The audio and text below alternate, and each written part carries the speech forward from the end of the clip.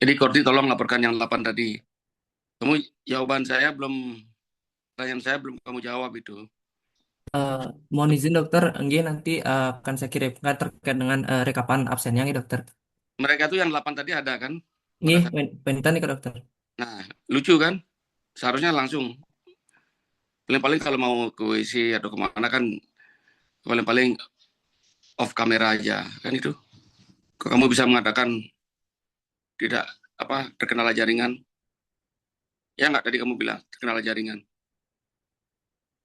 Mereka tadi offline ya, Mohon pada izin nih ke dokter, tadi nih ke kegiatannya online nih ke dokter. online. Nah, seharusnya kan Iya. ya nyambung sebenarnya kan. Ya nggak? Tadi online mereka ada. Sekarang kok nggak ada, kamu bilang terkendala jaringan kan lucu dong. Kecuali ya tadi mungkin pindah kemana, ke Kintamani atau gimana dalam perjalanan mungkin. Tadi pada saat dokter Alia ada di Singaraja, sekarang pulang ke Kintamani. Di sana mungkin ada terkendala jaringan itu. Masuk akal nggak alasanmu kamu tadi terkendala jaringan? Padahal tadi dia ada kan? Ya nggak, saya sih nggak ingin, saya ingin kamu berpikir rasional aja gitu loh. Salah boleh, bohong jangan. Salah boleh ya. Maaf dokter, saya lambat. Maaf dokter saya gini, tadi saya begini. Kami apa namanya, low baterai gitu boleh. Tapi apa adanya gitu loh. Tapi kalau bohong nggak boleh ya. Oke, kita sekarang sesuai dengan tugas yang diberikan pada saya sebagai dokter ahli onkologi bedah tumor ya. eh, apa namanya, dalam sore ini memberikan basic principle, jadi eh, prinsip dasar dan konsep-konsep daripada terjadinya karsinogenesis. Itu nama saya kok dirubah lagi. Coba lanjut, masa segitu nama saya itu. Yang saya share kamu agak gini kok.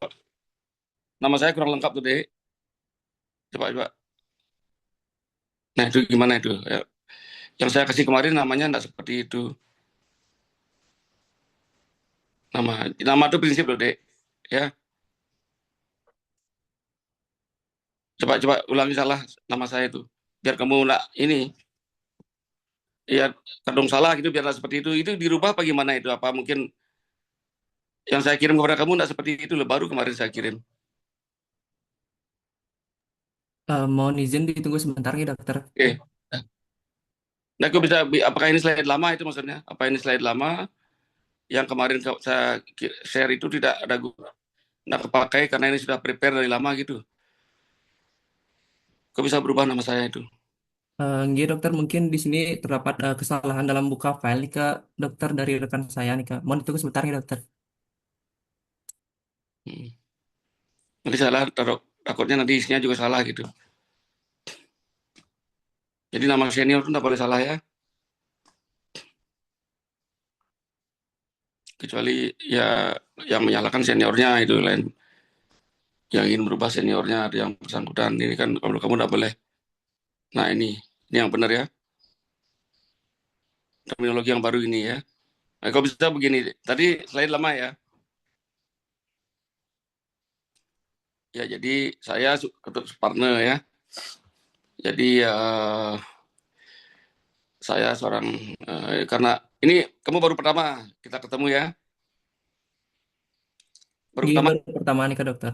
Ya saya sebetulnya saya ingin offline sebenarnya biar kita bisa kontak gitu, kontak emosi, kontak kontak fisik, kontak wajah gitu sebenarnya kan bisa kita agak lama ngobrol. Tapi ya kalau enggak saya WA kemarin takutnya waktunya habis gitu. Kamu kan bilang tanggal sampai tanggal 30. Ya walaupun kamu bilang ya hari libur, saya juga liburan ini. Tadi saya dari kampung ke sini. Tadi di kampung saya enggak ada wifi.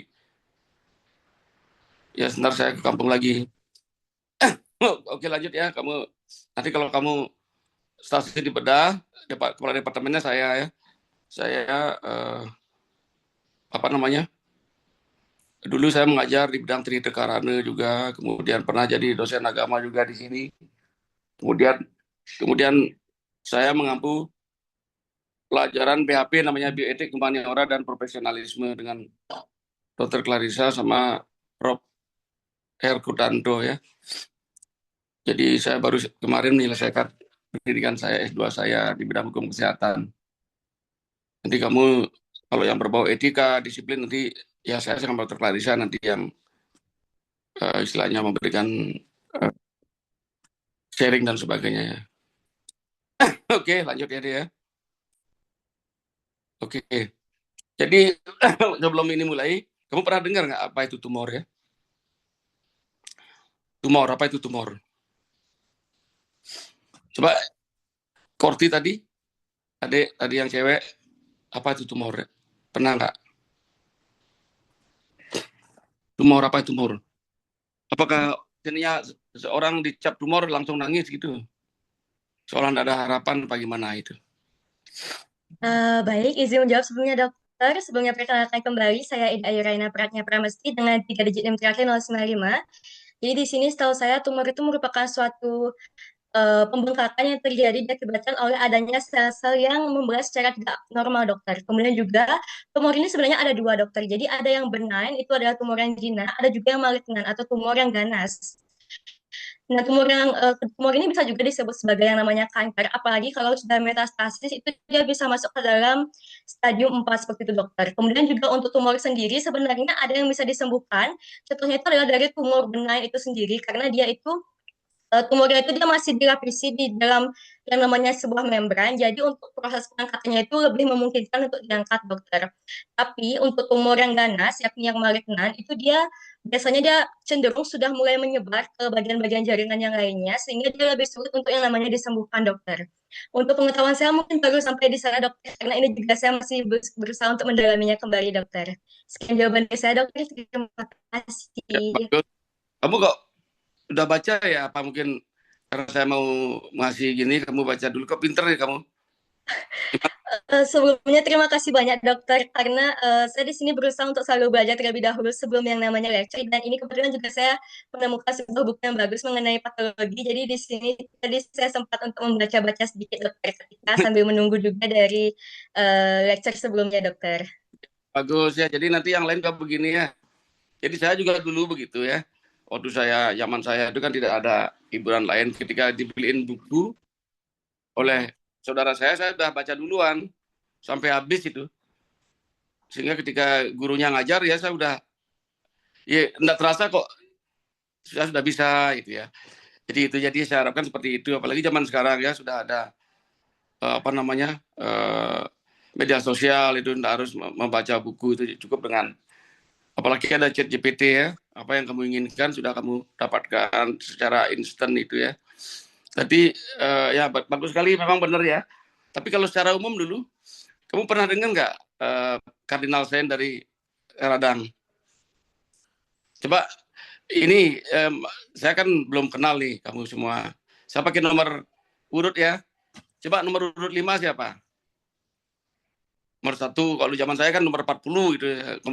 Nomor urut 5, absen nomor 5 siapa? Jangan lebih digit belakang. Saya akan acak ini. Nomor 5, coba. Adik Dayu, Raina tadi nomor berapa nomor absennya? Di sini untuk menggunakan NIM dokter, jadi 3 digit NIM terakhir dari NIM-nya. Untuk saya sendiri itu 095 dokter. Oh ya, itu ini kan digit terakhir. Jadi digit itu mulai dari 1 ya? 001 gitu? Begitu? Iya, 001 apa mulai apa acak gitu? Mulai 001 ya? Oke, coba digit 00100 coba. Digit 100 ya, Pak? 095 coba digit 100. Coba apa itu? Pernah cardinal sign dari radang sudah pernah nggak teorinya? Tanda-tanda radang itu kan ada. Sudah pernah dapat teori gitu nggak? Kalau belum bilang belum ya. Nanti kita santai aja ya, kita santai aja. Jadi nggak boleh tegang-tegang, tapi benar gitu loh. Benar, jangan bohong, jangan tricky gitu loh. Santai aja, santai. Kalau memang ngantuk, ya ini jam-jam ngantuk boleh kamu sambil ngopi boleh. Karena ketemu saya itu susah loh. Ketemu langsung konsultan itu susah itu. Kamu bisa nanya langsung nanti. Ayo tanda, sudah nggak kira-kira? Sudah pernah dapat uh, kuliah tentang cardinal sign dari kanker, dari radang? Coba digit 100 belakang. Baik, terima kasih atas kesempatannya dokter. Sebelumnya perkenalkan saya Dika Devena Putri dengan digit terakhir 100. Jadi sebelumnya itu sudah ada lecture yang membahas tentang radang atau inflamasi, di mana ciri-cirinya itu ada panas atau panas, dolor, kemudian ada nyeri, perubahan warna, kurang lebih seperti itu dokter. Ya, mungkin yang lain bisa nambahkan. Mungkin saya izin menambahkan dokter. Ya, silakan Gong. Ya. Baik dokter, apakah suara saya sudah dengar dengan jelas nih dokter? Oh, sudah. Ya dokter, perkenalkan saya Pratisa dengan digit terakhir 051. Jadi kardinal sign dari yang namanya inflamasi itu adalah yang pertama karena terjadinya vasodilatasi oleh misalkan mediator inflamasi seperti histamin, kemudian juga leukotrin gitu, prostaglandin. Nah, di sana kan memperlebar aliran darah sehingga terlihat yang namanya terjadinya panas atau kalor, kemudian rubor atau kemerahan. Nah, kemudian karena adanya dari mediator inflamasi lain seperti adanya kininogen sistem, jadi kininogen diubah menjadi bradikinin di mana itu men-trigger dari rangsangan sistem saraf yang menyebabkan rasa sakit sehingga timbul nanti di sana rasa sakit yang dikenal dengan dolor dan juga adanya tumor akibat adanya proses masuknya dari sel-sel itu menuju ke aliran bagian interstisial dari sel yang terlihat seperti benjolan gitu. Kenal dengan istilah tumor atau swelling. Begitu dokter. Dan kemudian juga karena akibat dari seluruh proses itu akan menghasilkan fungsi lysa atau fungsi dari bagian itu tidak berfungsi sebagaimana mestinya karena sedang dalam proses perbaikan. Mungkin seperti itu nggak dokter? Ya, bagus ya. Oh, ini komplit ini ya. Jadi Gong, siapa panggilannya kamu? 051? Gong Pratisa dokter. Gong Bagus boleh dokter? Iya. Praktiksa gitu. Ya, Pratisa dokter. Gong Bagus mantan dokter. Ya. Oke, bagus sekali itu ya. Jadi kardinal sign dari keradangan dan inflamasi. Nah, kebetulan kamu sudah pernah dapat tutorial sih. Berarti seharusnya hafal itu ya. Jadi pertama tumor, yang kedua kalor, yang ketiga rubor, kemudian dolor, dan terakhir fungsiolysa. Ada di sana sudah muncul kata tumor ya. Jadi tumor itu di sini artinya benjolan ya.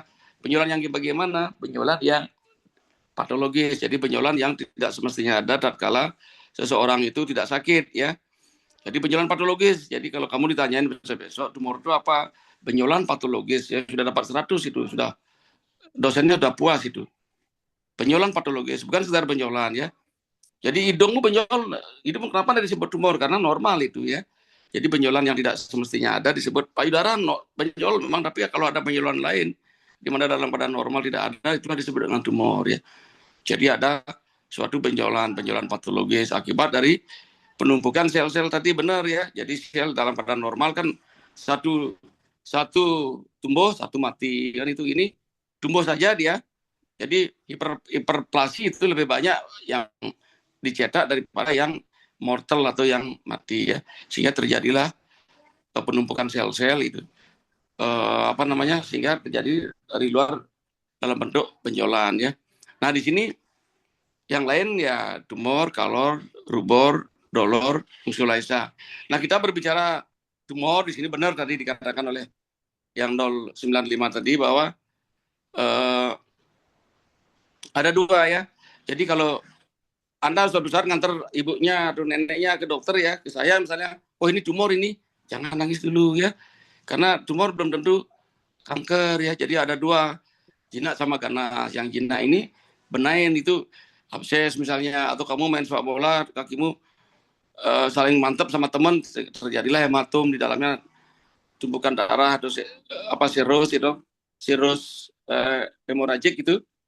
Nah itu tidak apa-apa, nanti diaspirasi habis hilang. Itu abses juga, malah bahkan jerawat juga yang besar sekali kan, benjolan itu juga disebut tumor, tapi tumor jinak. Nah tumor ganas ini yang kita takutkan, yang disebut dengan kanker ya.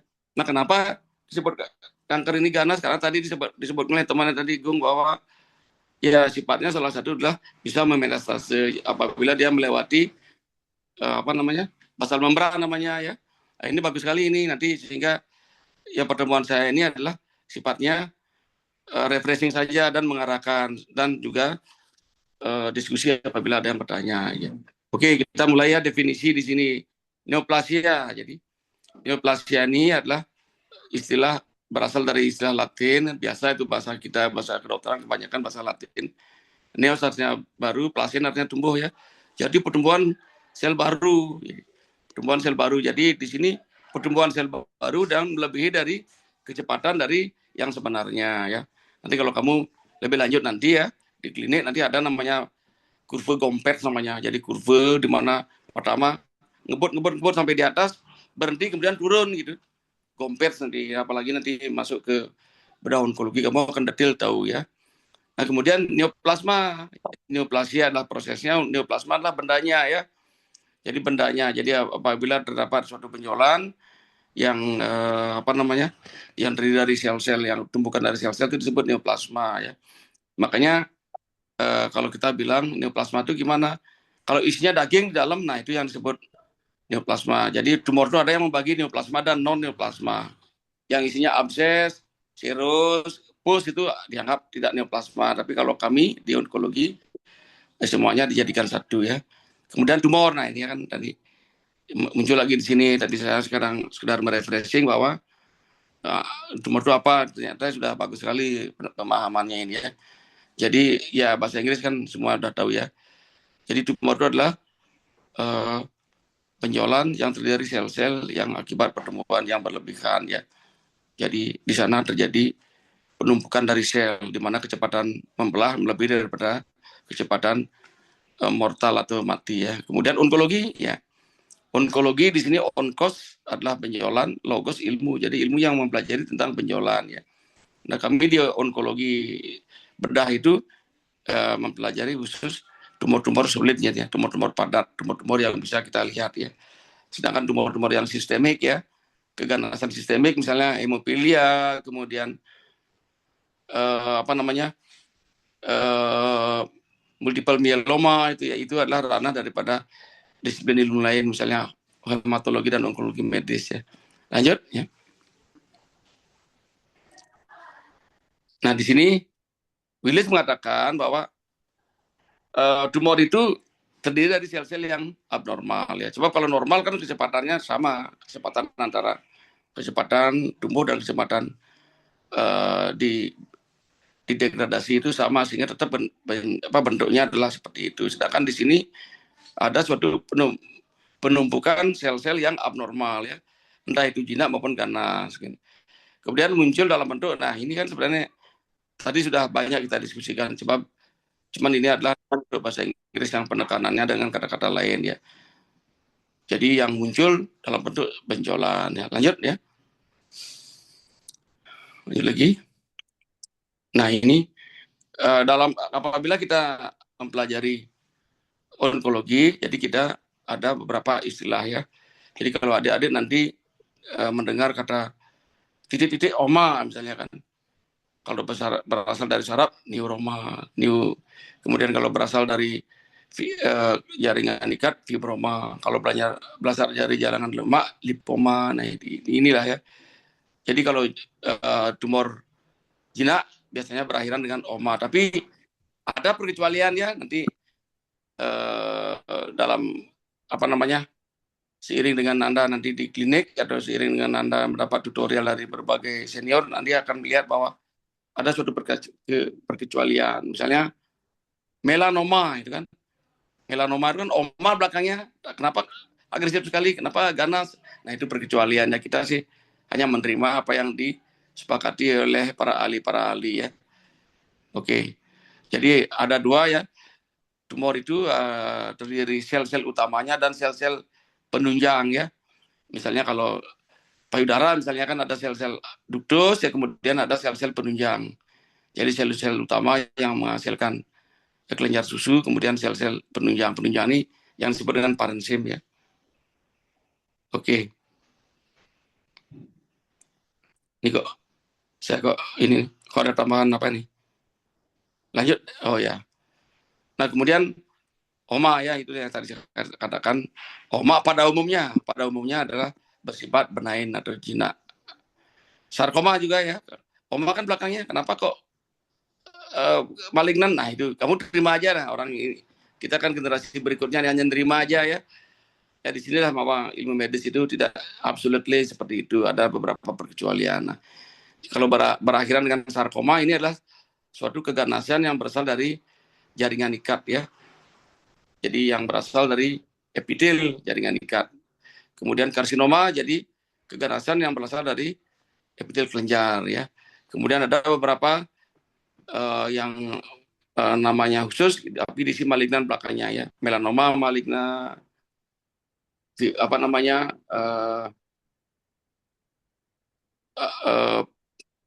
pilodes maligna itu. Jadi kalau ada maligna ya jelas sudah dikatakan itu adalah ganas ya. Jadi mulai hidatidosa, blastoma dan sebagainya ya. Oke, lanjut.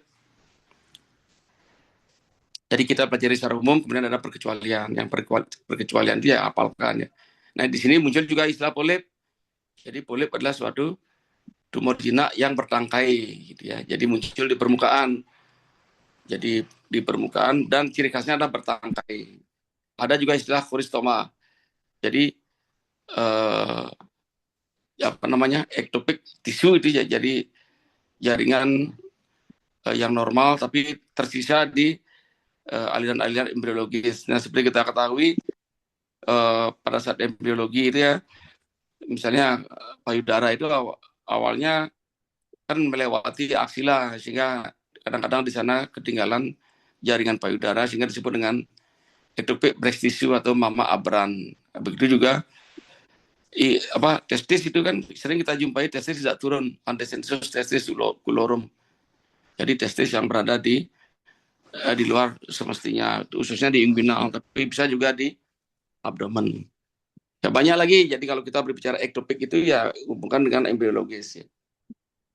Oke, ada hamartoma. Ini hamartoma, oma belakangnya tapi ganas sekali ini ya, hamartoma ya. Ada juga teratoma. Teratoma itu jadi suatu tumor yang terdiri dari berbagai jenis epitel.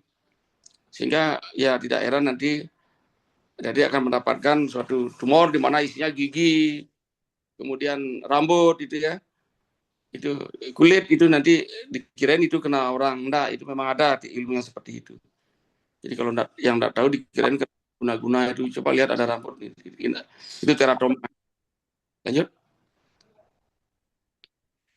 Next slide ya. Nah ini kamu baca ya, baca dan hafalkan. Ada beberapa istilah-istilah yang disepakati, ini bersifat hafalan ini ya. Memang menarik ini kalau belajar ilmu kedokteran itu ya. Kita harus senang, kemudian pelan-pelan sambil hayati kenapa seperti ini. Kalau nggak ngerti, coba tanyakan. Browsing lah, browsing kenapa kok keluar nama-nama yang bagus gitu ya. Bagaimana para ahli dulu menamakannya. Jadi ada juga tumor-tumor yang dinamain sesuai dengan para ahlinya, siapa yang menemukannya. Lanjut. Ya, jadi bagaimana kita secara biologis pertumbuhan sel-sel normal sehingga menjadi kanker ya. Jadi di sini ada beberapa tahap ya sampai sel-sel itu benar-benar menjadi sel yang ganas atau malignan ya. Jadi dimulai dengan, jadi adik tahu sekaliannya bahwa tidak ada sesuatu yang terjadi tiba-tiba, itu semua lewat proses ya. Makanya kalau kamu nanti di klinik ada penjualan besar baru kemarin, jangan bohong dah itu gitu. Yang paling cepat tumbuhnya adalah abses ya. Abses biasanya contohnya pada ibu menyusui ya, 1 minggu cocok itu ya. Kalau tumbuh cepat ada panas, jadi bukan main, biasanya tidak kanker itu ya. Kalau kanker itu biasanya kronik progresif dari lama dia, tapi akhir-akhir ini membesar cepat itu biasanya. Tidak tiba-tiba sebelumnya tidak ada apa-apa, tiba-tiba kok besar seketika dan pecah, itu biasanya abses, bukan kanker biasanya. Jadi di sini ada beberapa tahapan sampai sel itu berubah fungsi menjadi malignan ya. Jadi di sini ada diferensiasi itu adalah pemecahan atau bentuk sel dari yang berbeda dari induknya, itu yang disebut dengan anaplasia ya. Ada namanya displastik itu berarti kan salah itu. Jadi pertumbuhan yang salah. Jadi sifatnya sudah berubah, berbeda dengan aslinya. Nah, kemudian di sini ada kecepatan dari pertumbuhan ya, yang saya katakan tadi ada namanya kurva Gompers namanya ya. Gompers itu top itu untuk di onkologi. Jadi awalnya pelan, kemudian membesar cepat sampai di puncak, berhenti, kemudian turun. Nah, di sana ada sel-sel kanker itu banyak mengalami nekrosis itu. Nekrosis sehingga hancur, kemudian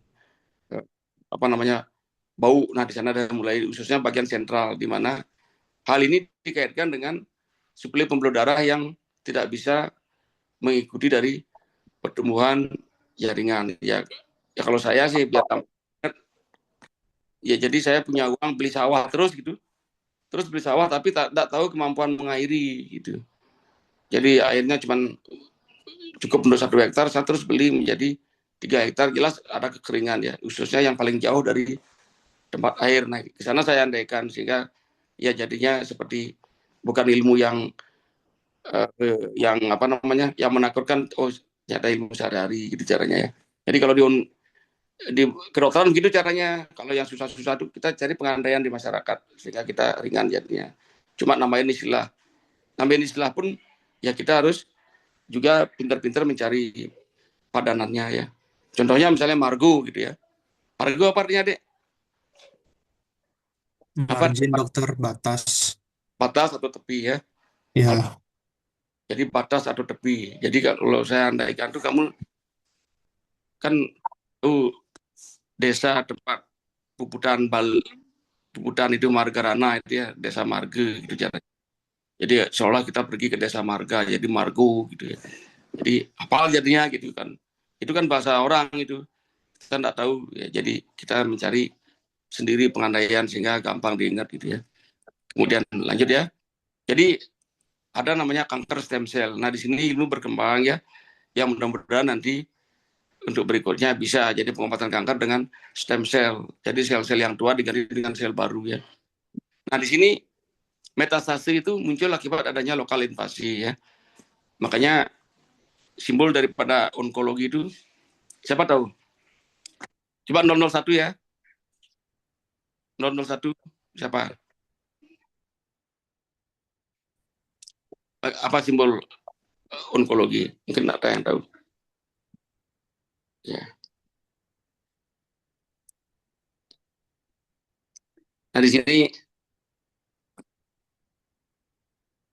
maaf ya, ada anak dokter ya. Oh, ya, orang tuanya dokter ya. Maaf, bukan saya diskriminasi, bukan, biasanya mereka tahu itu biasanya apa simbolnya gitu. Maksudnya biarlah saya aja ngomong gitu. Aduh, ya, ada yang tahu. Ya, udah bagus ya. Baik, di sini saya izin menjawab. Sepengetahuan saya untuk lambang dari onko itu kalau tidak salah kepiting ya dokter. Iya, betul ya. Bahasa Inggrisnya apa? Crab ya. Bentar dokter.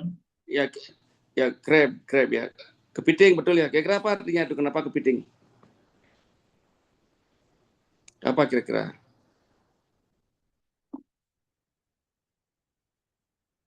Coba 048 di bawahnya tidak bagus.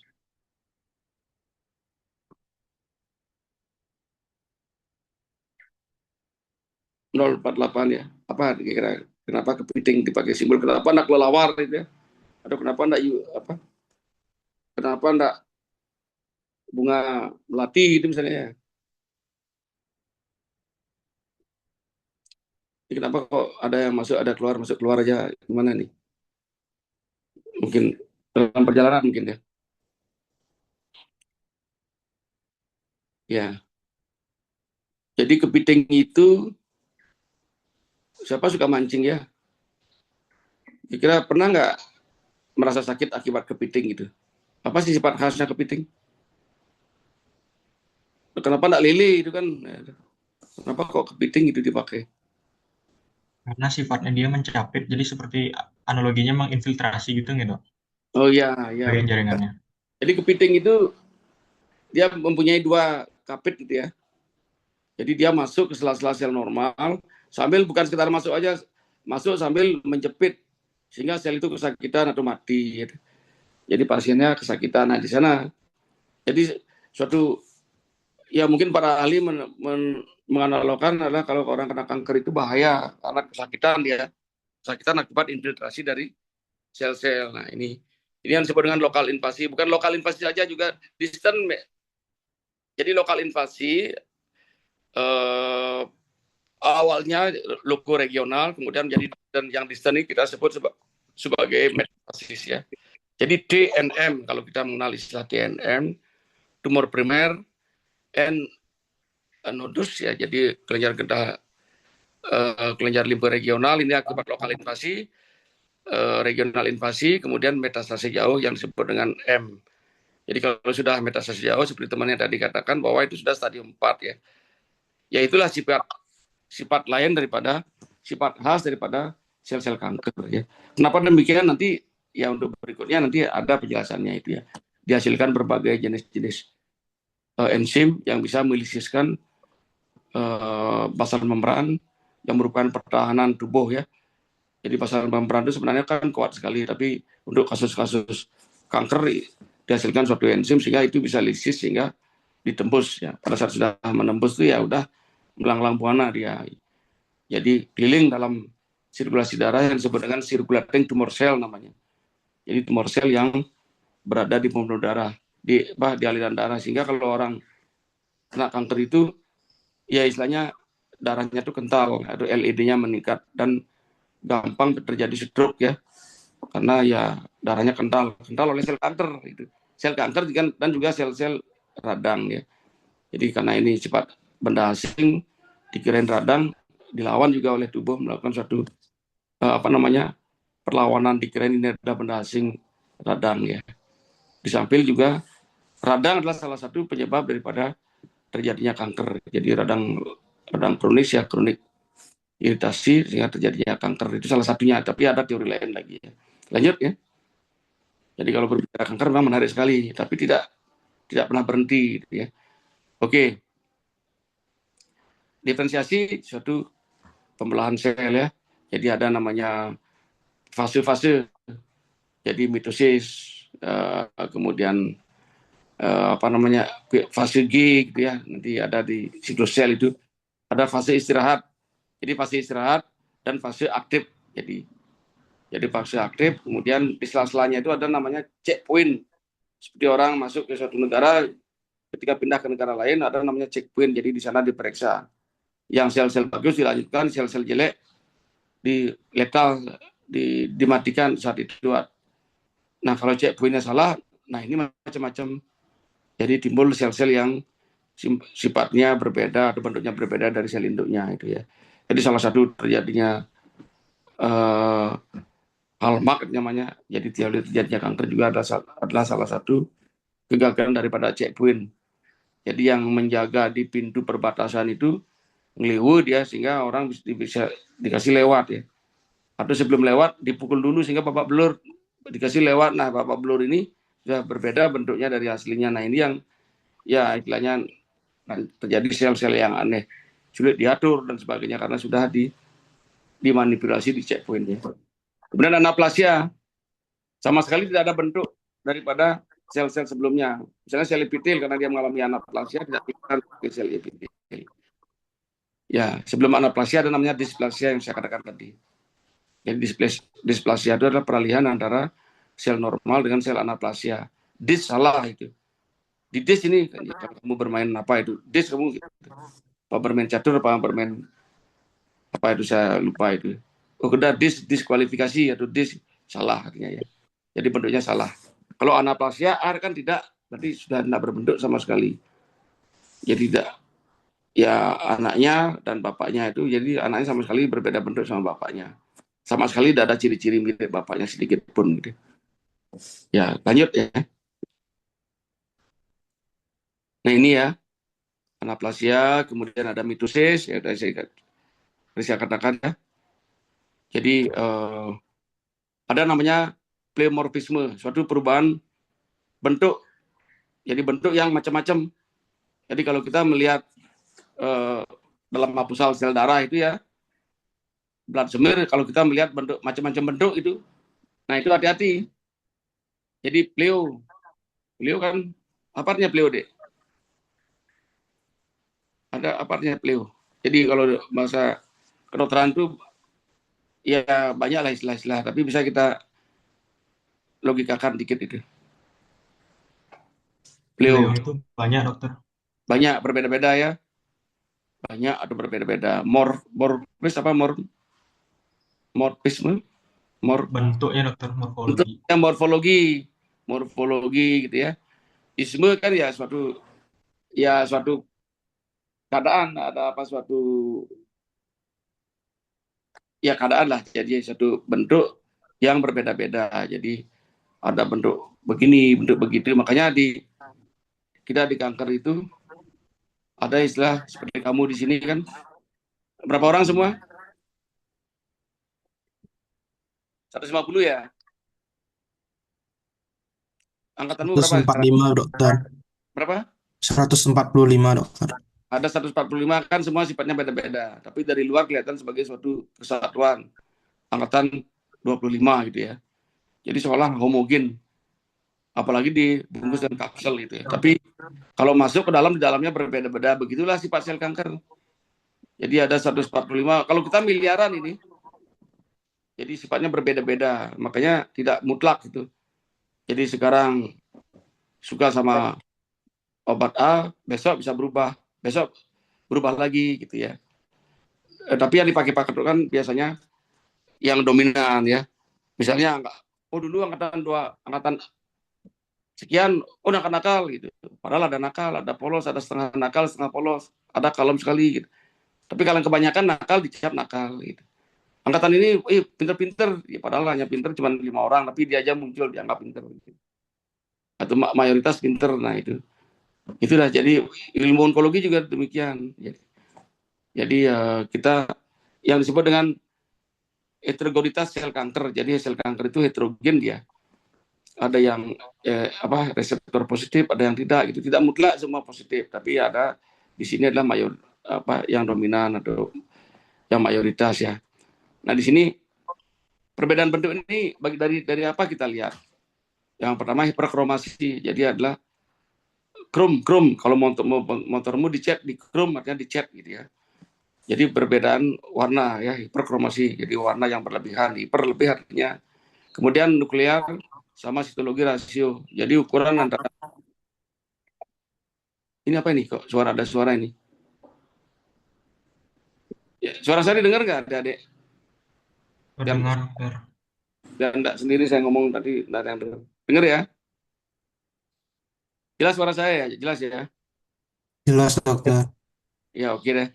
Jadi namanya NC ratio, N itu nukleus, C sitoplasma. Jadi ukuran sitoplasmanya ada 1:2 misalnya, sedangkan di sini 1:10 atau 1:10 atau 1:2, artinya nukleusnya prominent, intinya gede gitu maksudnya, hampir memenuhi dari sel semuanya. Kemudian ada bentuk nuklir. Ya, jadi kalau ada suara itu tuh. Jadi bentuk daripada nuklir ya. Kemudian ada nukleoli, anak inti. Jadi di nuklear itu ada juga, di dalamnya ada lagi nih yang disebut dengan nukleolus. Ada nukleolus yang prominent, yang gede sekali. Normalnya tidak seperti itu, tapi ada. Nah, nanti kamu dalam praktik PA atau histologi akan muncul ini, akan diajari ini ya.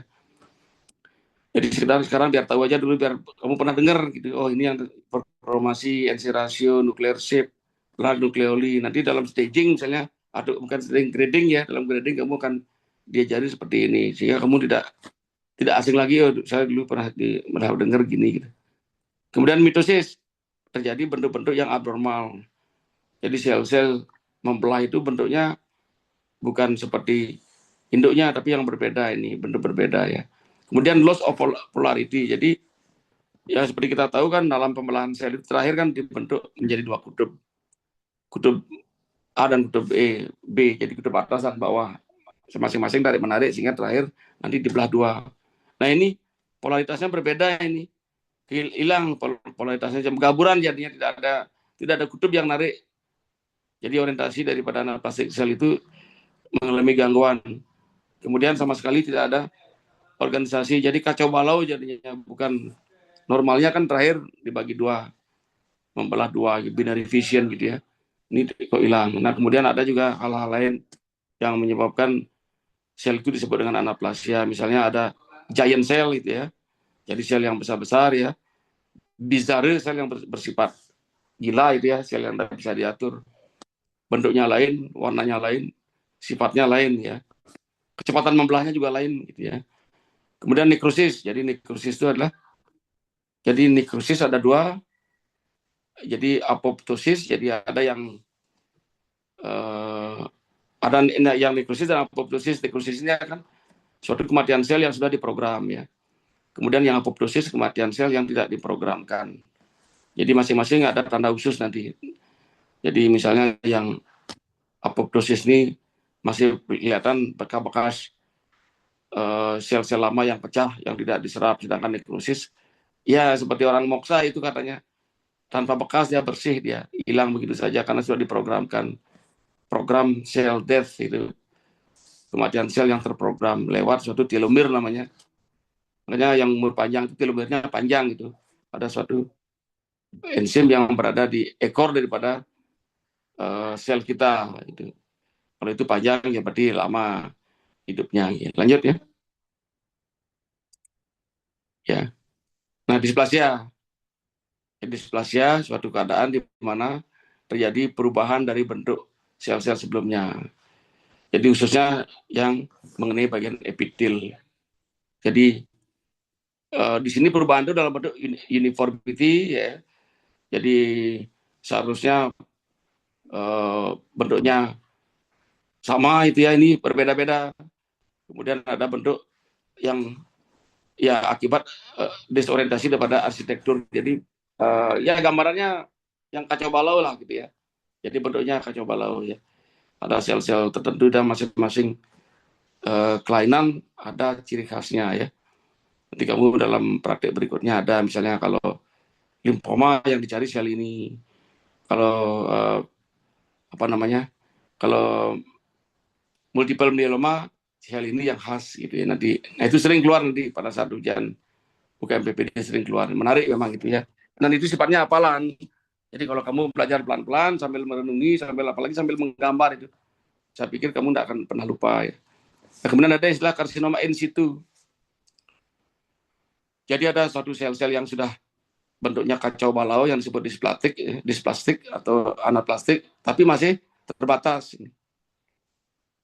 Jadi orang nakal ini, tapi sudah tidak kemana-mana nakalnya, masih di rumah aja ya, masih bisa dikasih tahu oleh orang tuanya gitu. Jadi ya belum dia melewati tembok gitu, belum dia ekspansif, belum dia invasif, belum dia metastasis, apalagi metastasis ya. Nah, jadi ciri khasnya adalah belum melewati basal membran ya. Jadi caranya ngapalkan lah in situ ya. Dia di mana? Oh, in situ. Jadi masih di tempat itu gitu. Itu caranya dia, biar kamu tidak lupa.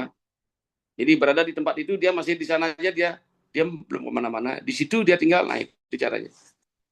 Karsinoma in situ, jadi karsinoma masih tinggal di situ gitu ya. Itu caranya ya. Sehingga kasus fase ini disebut dengan fase pre-invasif. Dia sudah berbentuk karsinoma, bentuk sel-sel kanker, tapi masih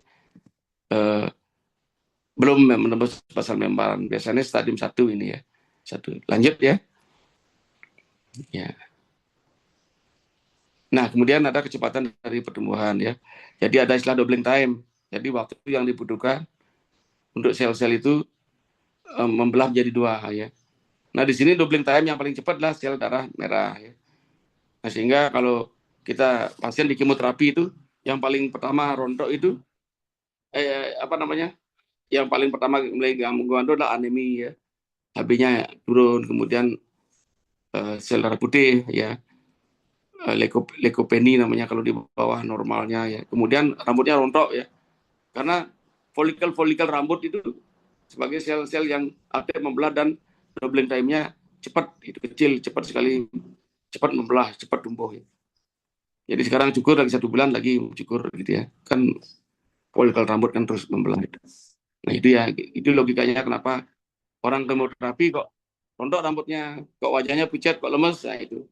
Ini kok mencret itu ya karena epitel mukosa ususnya itu kan mukosa yang terus membelah, itu dihantam oleh sel-sel oleh zat kemo ya, sehingga hancur dia, sehingga atau tidak tumbuh, atau nekrosis ya karena dihantam oleh sitotoksik obat kemoterapi sehingga terjadi mencret ya itu.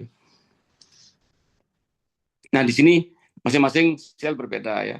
sel kanker sel payudara berapa, sel paru-paru berapa, kemudian sel pembuluh darah, eritrosit berapa, leukosit berapa, itu nanti dari sana menentukan cepat dan tidaknya tumor itu membesar ya. Lanjut. Nah di sini ada istilahnya stem cell ya. Ya jadi yang saya katakan tadi bahwa sel-sel kanker itu kelihatan dari luar dalam satu benjolan sepertinya homogen, padahal tidak, di dalamnya itu macam-macam. Dan itu berawal dari awal satu sel. Jadi sel kanker itu adalah berasal dari satu sel. Jadi satu aja yang nakal, satu aja yang berubah, semua kena gitu. Jadi satu aja awalnya dari satu sel. Ya, nah kenapa berubah? Nah ini adalah gen ya. Makanya kanker itu adalah penyakit genetik sebenarnya. Jadi penyakit genetik, tapi belum tentu dia muncul atau fenotip. Jadi ada genotip, ada fenotip. Lagi satu apa, Dik? Kalau kita trias. Cuma 009.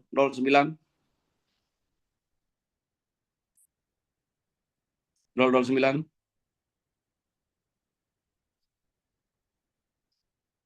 Termasuk yang ini ya. Yang absen hari ini. Korti tolong dicatat, kalau tidak ada respon berarti tidak ikut ya. Izin dokter, saya dengan 009. Ya, kok slow respon? Mohon maaf dokter. Nggak dengar suara saya, kalau nggak langsung nyaut. Mohon maaf dokter, karena di kampung sinyalnya sedikit jelek. Di kampung mana kamu? Di negara dokter. Iya. Oh ini bagus ini. Ini bagus, kok jelas sekali seperti di samping saya. Ya silakan Made ya. Kamu jadi suatu penyakit itu muncul akibat faktor apa saja? Ada faktor genotip, itu dari dalam, kemudian ada fenotip, dan dari lingkungan dokter. Iya betul, ada trias ya. Jadi kalau gennya gen sel kanker, ada gen keluarga kanker, kemudian lingkungannya bagus, belum tentu dia muncul. Jadi fenotip itu adalah sesuatu yang muncul, yang klinik yang kita bisa perhatikan ya. Jadi gennya ada tapi lingkungannya bagus. Ini kalau gennya tidak ada, lingkungannya jelek, bisa juga ada terjadi kanker, disebut dengan sporadic cancer ya. Jadi kalau kanker cancer itu ada dua, yang bersifat genetik dan bersifat sporadik akibat pengaruh lingkungan ya. Jadi karsinogenik.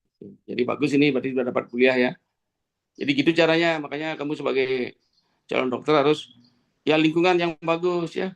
Jadi lingkungan, walaupun istilahnya IQ kita pas-pasan, tapi kita rajin belajar ya. Lingkungannya bagus, bisa pinter gitu. Jadi walaupun IQ-nya bagus, tapi jarang tidak belajar ya pas-pasan jadinya. Itu ya, jadi pada umumnya orang-orang masuk kedokteran itu karena rajin. Yang sukses-sukses itu rajin itu. Ya, dan makanya kebanyakan perempuan itu. Waktu saya itu 80% perempuan. Jadi 10 besar itu 8 perempuan waktu zaman saya masuk. Karena ya telaten. Dia rajin, sabar, itu mungkin catatan, diisi stabilo gitu ya. Nah sekarang nggak tahu ini apakah berubah karena zamannya kan tidak ada tulis-menulis itu. Semua serba pakai ya sosmed gitu ya. Oke ya, begitu ya. Jadi genetik dan faktor genetik, lingkungan terjadilah fenotip gitu ya. Oke, terima kasih Made ya. Bagus ya. Oke. Ya, jadi stem cell ini sementara ini belum bisa, masih sulit stem cell mengembangkan stem cell pada untuk stem-sel kanker, bukan stem cell normal, stem cell kanker ya. Sehingga ya kalau seperti yang lain misalnya antibiotik itu kan bisa dites. Jadi di dalam dek gelas itu, jadi ampicillin, kemudian dimasukkan ada kuman ini kasih ampicillin, kuman dibiarkan dulu kasih antibiotik, bisa ini. Kalau stem cell-nya agak susah. Stem cell kanker maksudnya sulit dibiarkan, sehingga sementara ini tidak bisa kita kemoterapi ini apakah cocok apa tidak, apa sensitif tidak. Nah, itu kendalanya di sini ya. Itu bedanya dengan infeksi ya. Lanjut. Nah ini ya. Ini diagram kamu bisa baca sendiri, menarik sekali ya tentang bagaimana normal sel berubah menjadi bertransformasi menjadi sel-sel tumor ya, dimulai dari displasia, anaplasia, kanker in situ ya, kemudian invasif kanker. Nah ini yang klonal sel itu ada sel-sel satu sel ya. Jadi lihat warnanya dari merah menjadi merah ini, kemudian merah ya, macam-macam inilah. Jadi sehingga dalam satu bola itu benyolan satu, tapi macam-macam. Jadi angkatan 2025 menyatu di luar, tapi di dalamnya 145 orang, semua sifatnya beda-beda. Itulah kanker juga. Jadi ada 145, ada suka bakso, ada suka durian, ada suka ini, sehingga sulit kalau kita jangan kasih durian. Yang sedih adalah yang suka durian, yang lain senang. Nah, itu. Itulah jadi problem pengobatan pada kanker ya, memang ini karena heterogenitas daripada sel kanker. Jadi heterogen di dalam satu. Jadi walaupun sama-sama CA-MAMA, sama-sama stadium 1, belum tentu juga sensitif terhadap obat yang sudah ada terbukti di penelitian itu. Tapi ya karena macam-macam isinya ya. Ya. Oke, lanjut. Nah, ini ya.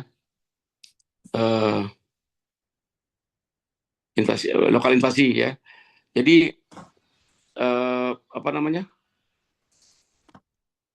sel kanker itu, kalau kita berbicara kanker ada 3 hal ya. Satu tumor primer namanya, yang disingkat dengan D. Yang kedua N, nodus, jadi KGB regional. Kemudian M, metastase. Jadi sudah metastase dan menyebar ke organ jauh. Jadi sebelum ke lokal invasif ini, in situ dulu, kemudian menyebar, menembus basal membran, kemudian menyebar lokal dulu, kemudian ke KGB bazin namanya, KGB yang berada paling dekat. Makanya kalau kamu meriksa pasien besok yang dicurigai kanker, coba lihat KGB regionalnya atau sekitarnya ada yang terdekat, ada pembesaran enggak gitu. Nah itu pun belum mutlak, karena radang pun bisa juga seperti itu. Tapi ciri khas daripada suatu lesi itu dugaannya paling besar ke arah kanker, kita lihat KGB-nya apakah ada pembesaran apa tidak gitu ya. Nah kemudian progressive infiltration, invasi dan destruksi dari ya ini. Nah ini Krabbe Black pattern tadi saya sudah sebutkan. Jadi menyebar cepat sambil masuk di sela-sela, kemudian dan menghancurkan, bukan sekedar masuk saja, menghancurkan. Nah, coba makanya kalau orang Krabbe like ini kalau di bintang tuh kelahiran tuh masuk apa itu? Siapa kelahirannya? Kalau saya kan Gemini itu, orang kembar itu. Ini apa ini ya? Krabbe like pattern ini. Jadi UU ada kepiting itu simbol apa itu? Izin dokter, untuk zodiak dengan simbol kepiting itu Cancer juga dokter namanya. Apa? Cancer juga dokter namanya. Oh, Cancer juga ya? Oh, iya benar dokter. Lupa juga Cancer. Oh, nah gampang jadi ingat ya. Tadi seharusnya semua bisa jawab. Oh, masih muda-muda ini. Masih suka ya zodiak ini ya. Ya, nah tentang sifatnya kamu baca sendiri deh ya. Nanti hubungkan dengan gimana patogenesis atau bagaimana pola perilaku kanker itu ya. Nanti ya mirip-mirip lah ya, silakan kamu tahu sendiri nanti ya.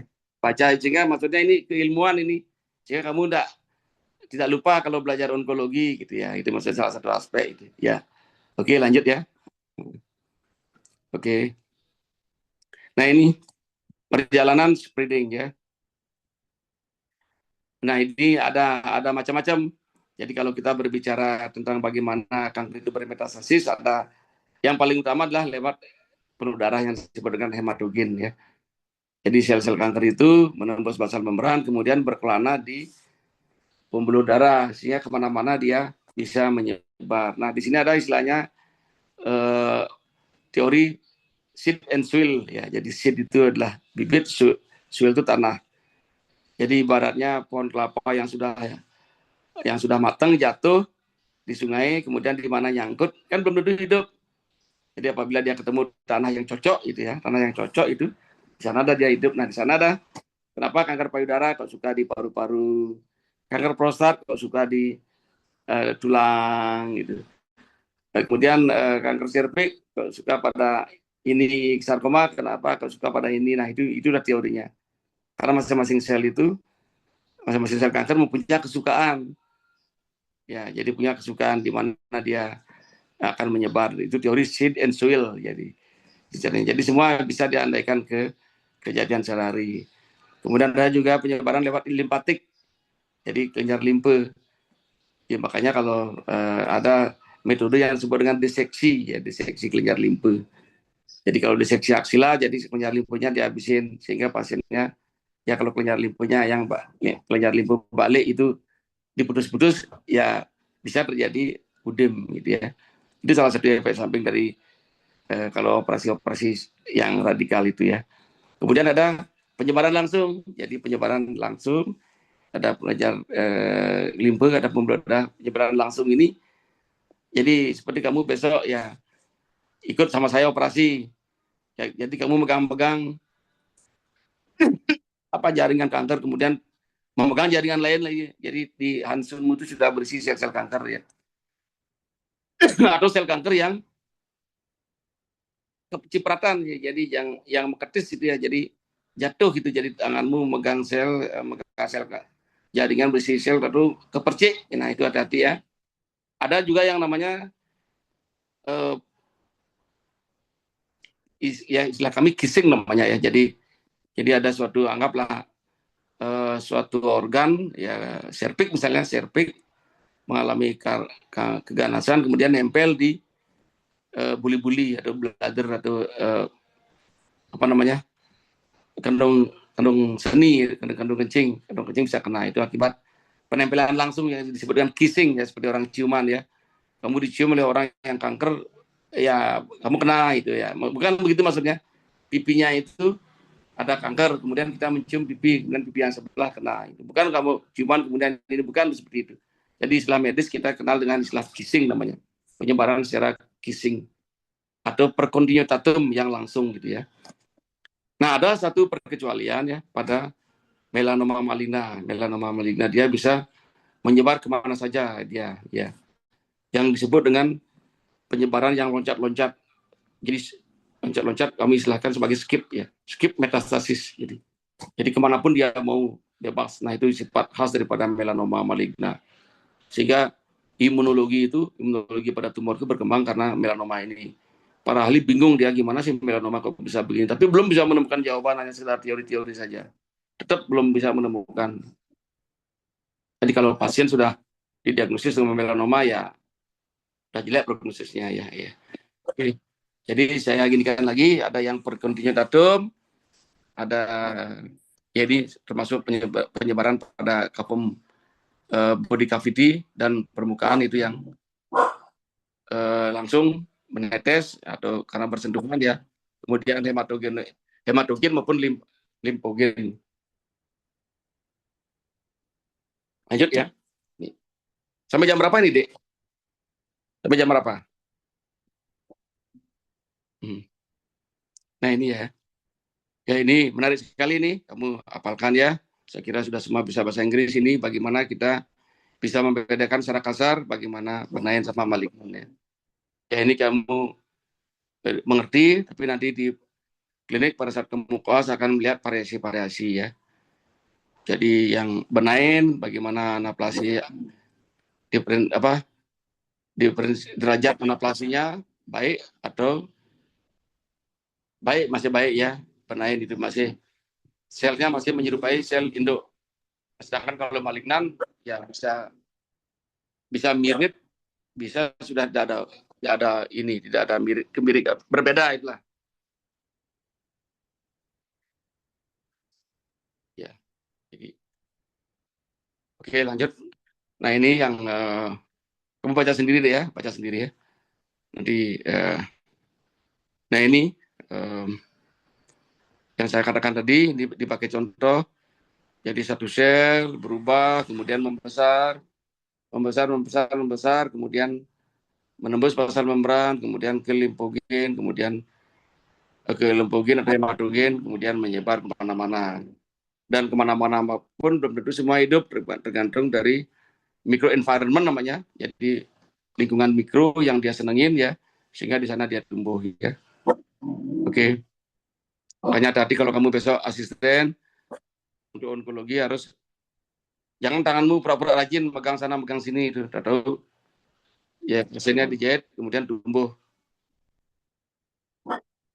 Jadi kalau besok-besok kalau pasiennya kankernya residip di tempat operasi, itu kesalahan kita, bisa dituntut kita ya. Nanti dituntut, tanyakan siapa asistennya ini gitu, nanti bisa di, kan ada rekam medis itu di OK juga ada siapa nama asistennya. Nah itu kalau sering-sering begitu bisa-bisa nggak diajak karena nggak tahu cara-cara kaedah-kaedah masuk OK ya. Lanjut ya. Sampai jam berapa, Dek? Eh, Mohon izin nih ke dokter, kalau misalnya kita ngikut kayak lecture-lecture yang lain nih ke, biasanya nih ke setiap satu lecture nih ke 100 menit nih ke dokter. Mungkin kalau misalnya sekarang sampai jam 16.40 nih ke dokter. Ini sudah berapa menit nih? Niki kurang lagi sekitar 24 menit nih ke dokter. Oh, baru separuh ya? Eh, Niki sudah terdapat, sudah berjalan separuh sih nih ke dokter. Oh, Niki masih tersisa lagi 24 menit nih kan. 20 menit ya? Nggih. Ya, ya, oke deh. Ya, rasanya saya sudah lama ini. Ya. Oke, diagnosis patologi ya. Jadi pendekatan diagnosis pada penyakit kanker itu ada bermacam-macam ya. Kita kenal sebagai triple diagnosis ya. Triple diagnosis. Jadi pertama diagnosis klinis, yang kedua diagnosis berdasarkan imaging, dan terakhir histopatologi ya. Nah, di sini kita berbicara masalah diagnosis patologi.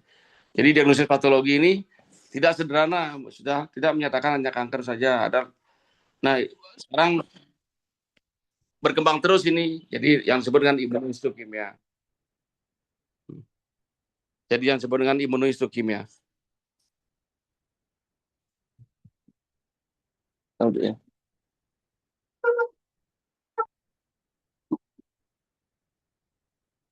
Oke. Kemudian nanti ada juga beberapa diagnosis yang merupakan diagnosis peralihan. Nah, diagnosis peralihan itu akan dikonfirmasi dengan pemeriksaan imunohistokimia. Jadi ada suatu biomarker tertentu yang khas untuk suatu kanker tertentu ya. Jadi tidak cukup hanya mengandalkan diagnosis PA yang konvensional. Nah, dari sana muncul yang disebut dengan individualist medicine. Jadi apa namanya? Dokter itu mengobati pasien berdasarkan individu. Jadi walaupun sama-sama mama stadium 1, obatnya berbeda. Nah, itu yang disebut dengan tailoring medicine juga. Tailoring itu kan kamu datang ke tukang jahit ya, dijahit bajumu, jadi bajumu itu hanya khusus untuk kamu gitu ukurannya.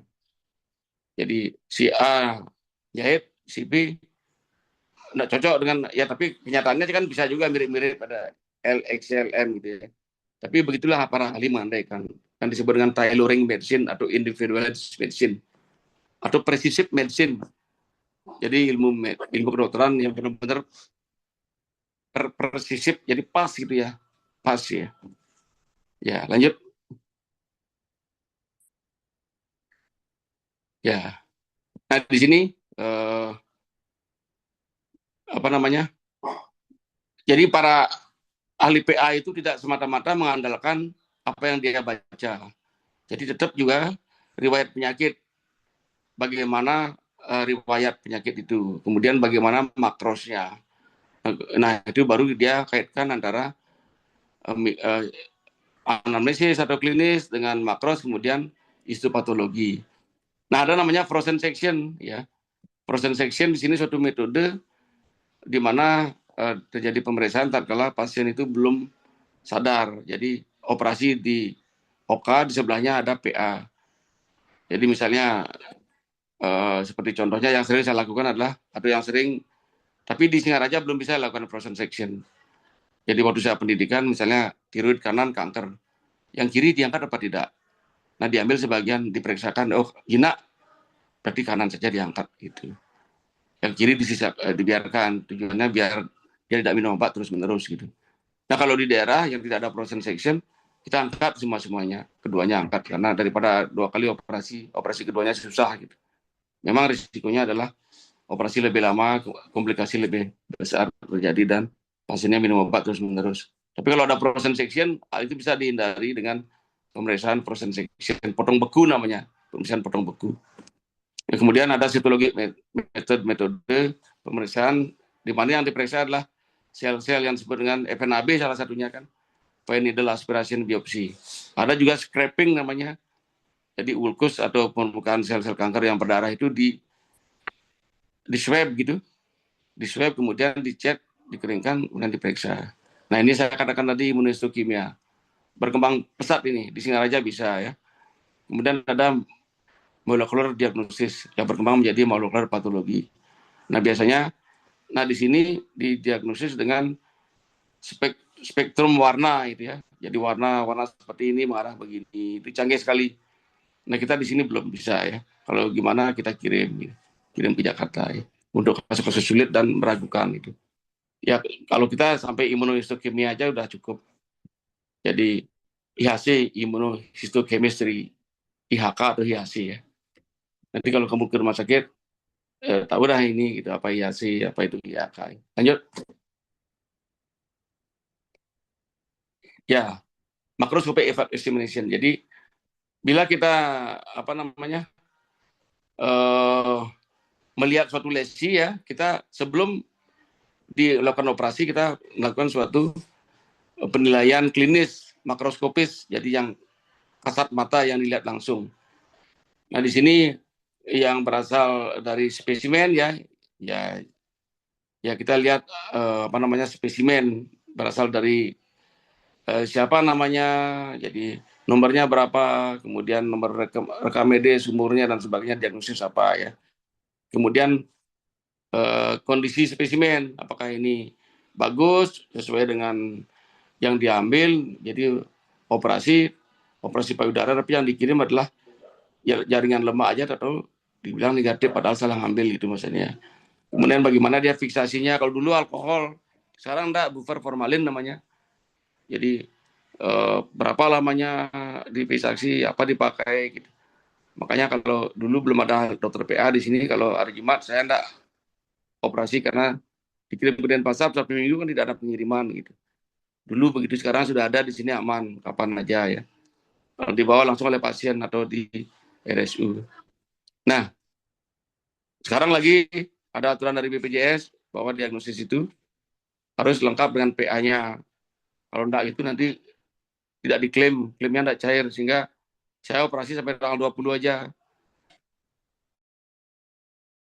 Menunggu hasilnya itu 1 minggu gitu. Dan diklaimnya nanti tanpa PA tidak dipending nanti kan kasihan gitu ya. Ini akibat pertimbangan dari harus komplit diagnosisnya dengan PA-nya ya.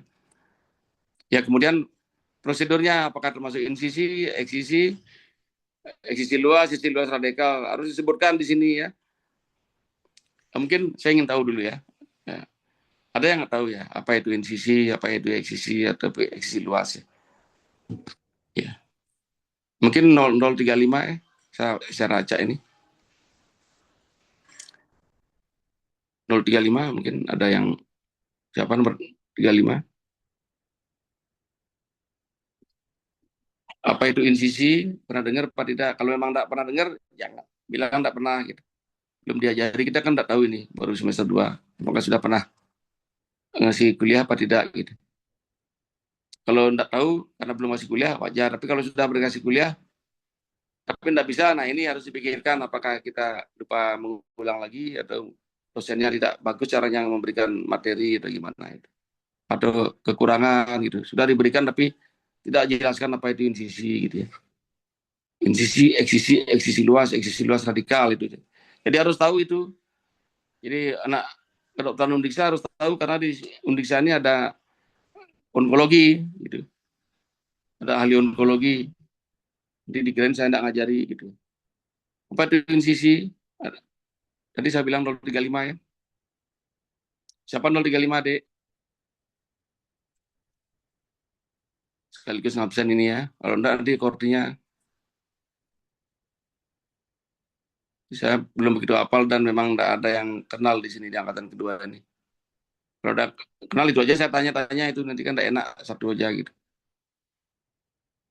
Siapa 035D? Ada gangguan ini mungkin, gangguan jaringan itu ya.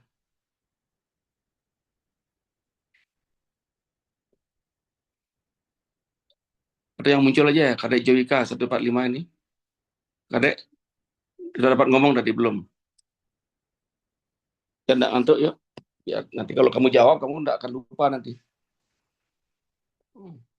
Apa itu insisi?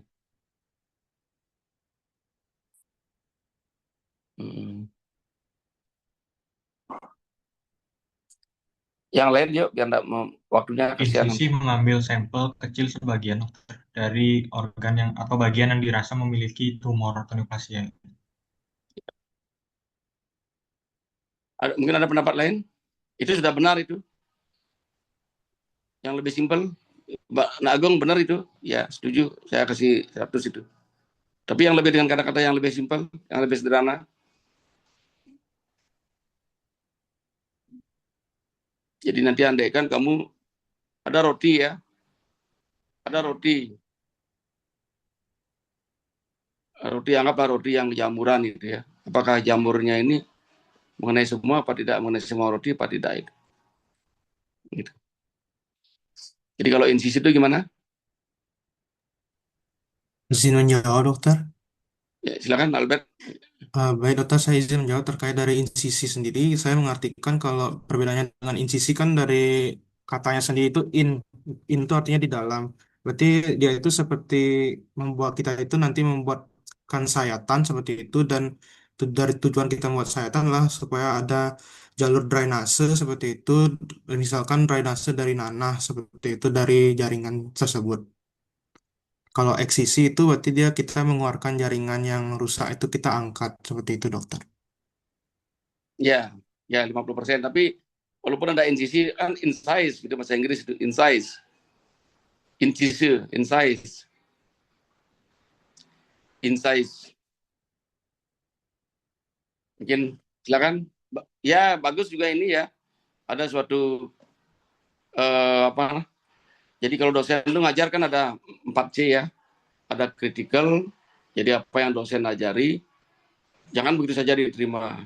Kemudian kreatif, kembangkan.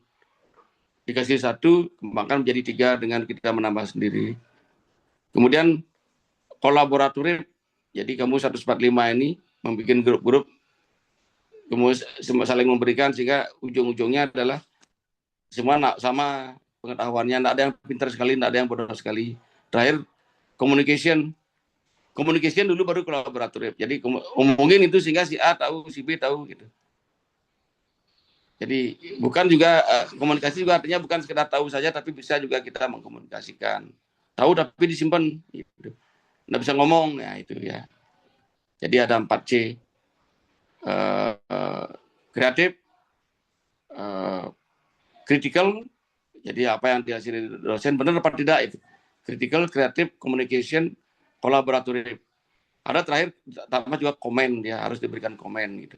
5C ya. Nah itu jadi yang saya dapatkan dulu sebelum saya jadi dosen di sini, diajari cara-cara metode pengajaran. Betul tadi, kreatif dari Albert, kreatif ada insisi. Kemudian ada tambahan lagi? Ini ya silakan 47.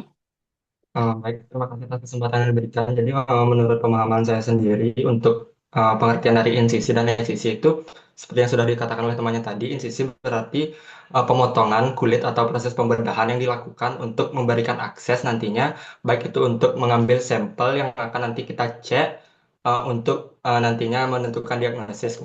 Kemudian untuk eksisi sendiri itu artinya adalah suatu proses pengangkatan jaringan, yang dimana jaringan yang diangkat itu adalah jaringan yang dikira sudah menjadi suatu jaringan patologis atau yang disebut tumor, seperti itu, dokter.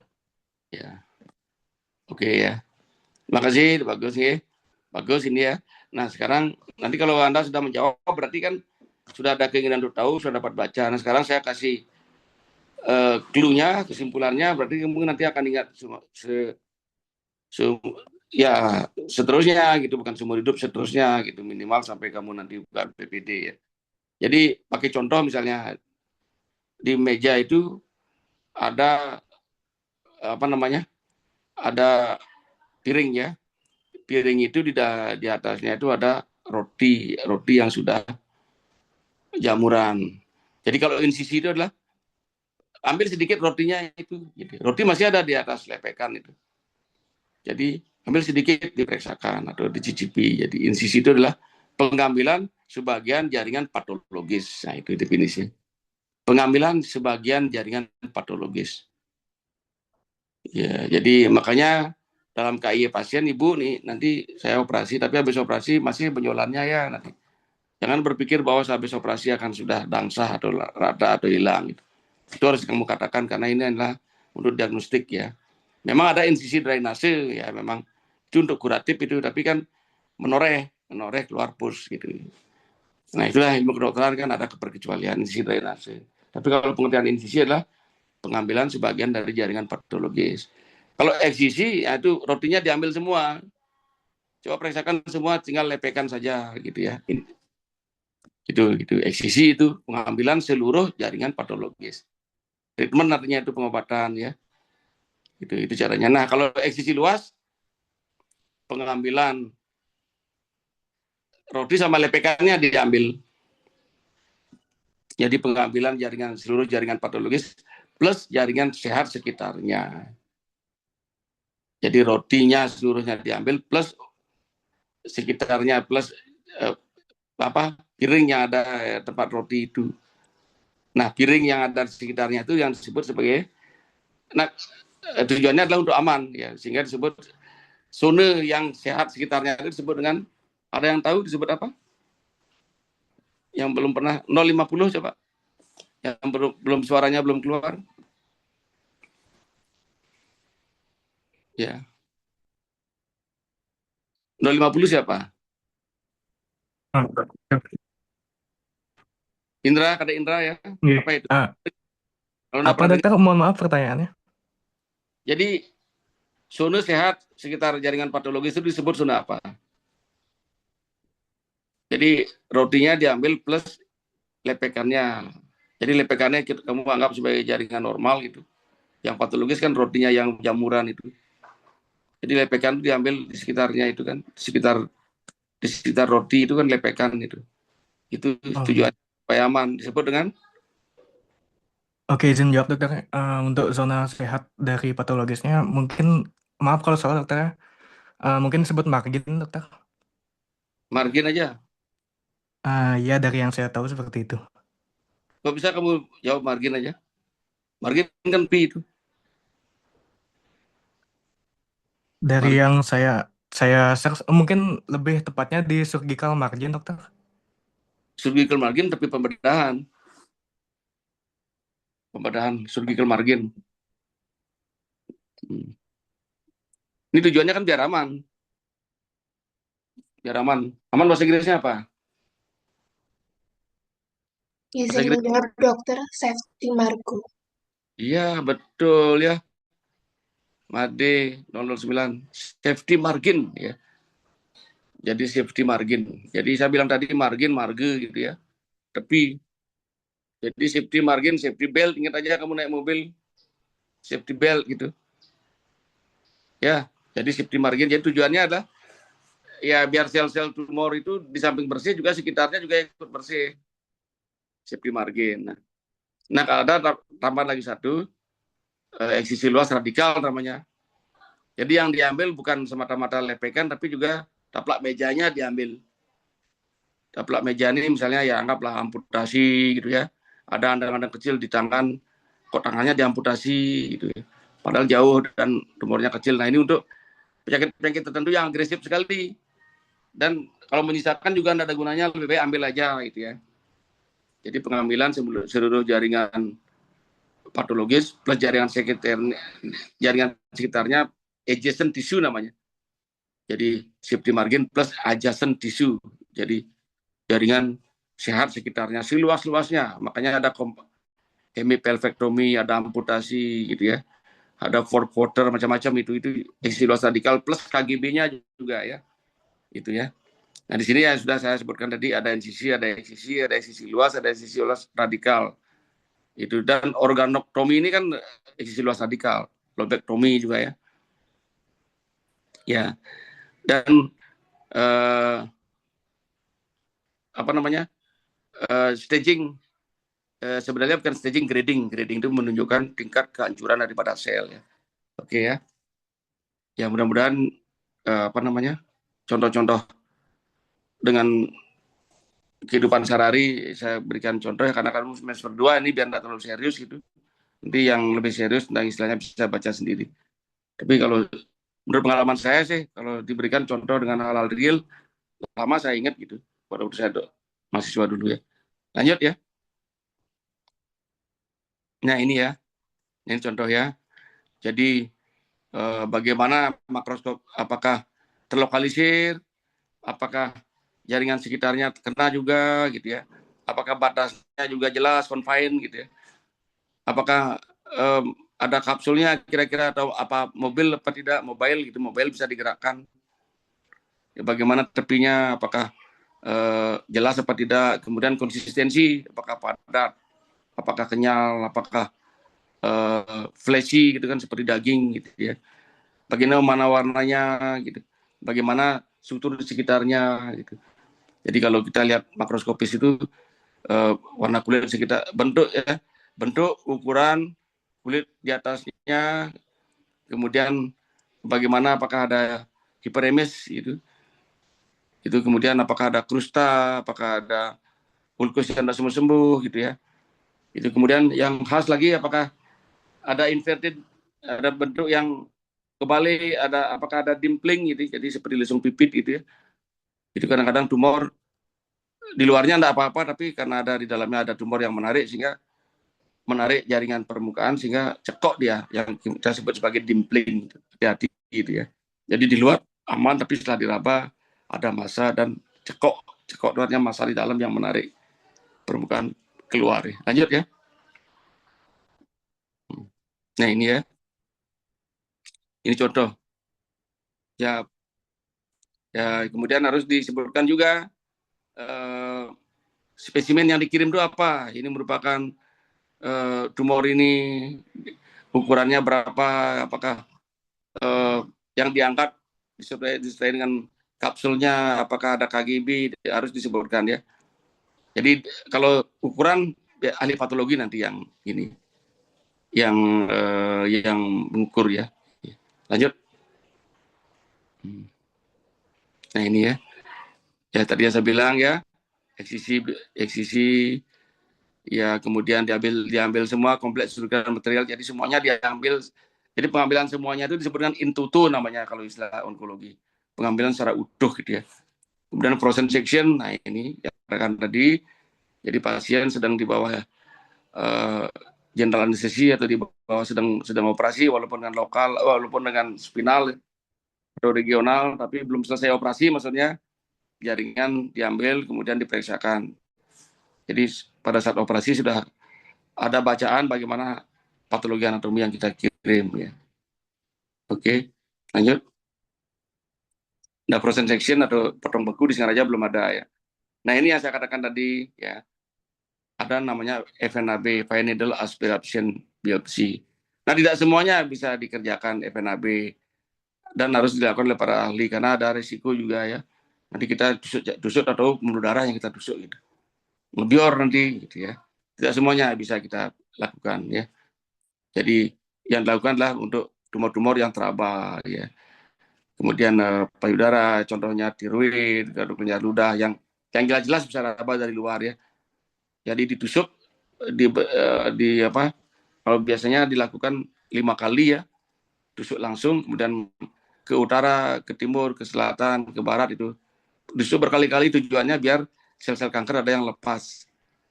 Jadi ya seperti tadi saya katakan, sel-sel kanker itu bersifat walaupun satu benjolan tapi sifatnya heterogen. Siapa tahu di blok utara ganas, blok timur tidak gitu. Yang kita tusuk di blok timur atau yang kelihatannya jinak padahal di utaranya yang ganas. Atau di selatannya yang ganas kita tusuk di selatan, di timurnya. Nah itu. Sehingga semua arah angin kita tusuk ya. Tusuknya berkali-kali lagi ya, dengan jarum yang paling kecil. Nah, setelah itu disemprotkan, dikeringkan dengan udara, bukan dengan panas, dengan udara, kemudian dikirim, difiksasi dulu satu dengan alkohol, satu tanpa fiksasi, buffer formalin, satu dikeringkan biasa, kemudian dikirim, kemudian dicek oleh ahli patologi dan dibaca ya. Nah ini tujuannya adalah seandainya dia itu tanda-tanda ada tanda-tanda ganas, kita lakukan insisi, jangan semuanya diambil gitu. Kemudian bagaimana menentukan irisannya gitu, kalau dia curiga ganas, misalnya jinak, ya kita angkat semuanya eksisi ya. Itu ada gunanya tapi bukan merupakan diagnosis final ya. Di sini ada di Singaraja ya, FNAB, bajah, biopsi aspirasi jarum halus bahasa Indonesianya, bajah atau fine needle aspiration biopsi. Ada bilang fine needle aspiration cytology ya. Lanjut, FNAC ada yang juga menyebut seperti itu. Lanjut. Nah ini ya untuk serviks pap test jadi pap smear. Ya, jadi scraping ya, sama dengan scraping. Jadi diusap kemudian lari duduk, bentar lu, anjing saya mau keluar, anjing saya ya. Oke. Ya mungkin sebelum lihat saya aja ngomong, ada pertanyaan. Ini saya punya anjing, ini baru dikit-dikit mau keluar ya. Oke, ada pertanyaan? Ya. Jadi ada juga brushing, jadi disikat, ya, pada bronkus disikat, jadi sel-sel kanker lepas, kemudian di centrifuge, diputar sehingga sel kankernya mengendap. Nah itu diproses seperti biasa, itu macam-macam, ya, dari pleural, aspirasi pleural itu, ya, dan sebagainya ya. Ada pertanyaan dulu deh, sebelum melanjutkan biar lebih interaktif lah ya. Ya. Waktunya lagi berapa ini? Jadi kalau saya lagi berapa, Dek? Mohon izin menjawab nih ke dokter, untuk waktunya ini sudah habis sih ke dokter. Ya. Jadi kalau saya disuruh ngomong onkologi, nggak akan selesai gitu, dan ingin saja memberikan pada kalian biar tahu lah gitu. Makanya saya ingin offline, sebenarnya tujuannya biar ini gitu ya. Ya silakan kalau begitu, nanti selanjutnya baca sendiri deh ya. Baca sendiri, kemudian kalau ada pertanyaan, boleh WA saya, Dok, apa namanya ini gitu ya. Ini saya sudah kasih slide yang bagus nih ya. Dan sudah dari pengalaman sih, tidak ada yang mengeluhkan bahwa onkologi itu nilainya kecil, tidak ada ya. Dan ketika kamu nanti stasiun di bedah ya, di onkologi saya juga kasih pengayaan yang detail itu, sehingga enak itu ya. Jadi supaya tidak menakutkan, seperti halnya mendengar kata kanker takut itu. Jadi saya kasih ilmu biar sederhana sehingga tertarik kamu gitu. Itu ya. Jadi ilmu kanker itu adalah ilmu paling kompleks sebenarnya. Jadi kalau ada ya dokter bedah kanker itu biasanya ya ilmunya ya penyakit dalam juga ya gitu, bedah juga ya gitu. Jadi kompleks sekali ilmunya ya. Tapi saya ingin anak-anak tidak takut gitu, mahasiswa tidak takut, dia tertarik dengan untuk belajar. Saya kira demikian dulu deh ya. Oke, sebelum ditutup ya mungkin ada pertanyaan. Ya jadi kalau tidak ya saya akhiri pertemuan ini. Silakan slide-nya dibagikan deh ya, dipelajari. Kalau ada yang tidak dimengerti, boleh nanti kamu WA saya. Saya kira bahasa Inggris sudah semua jago ini ya. Jadi bahasa Inggrisnya juga sederhana itu ya. Saya kira demikian ada ya, saya akhiri.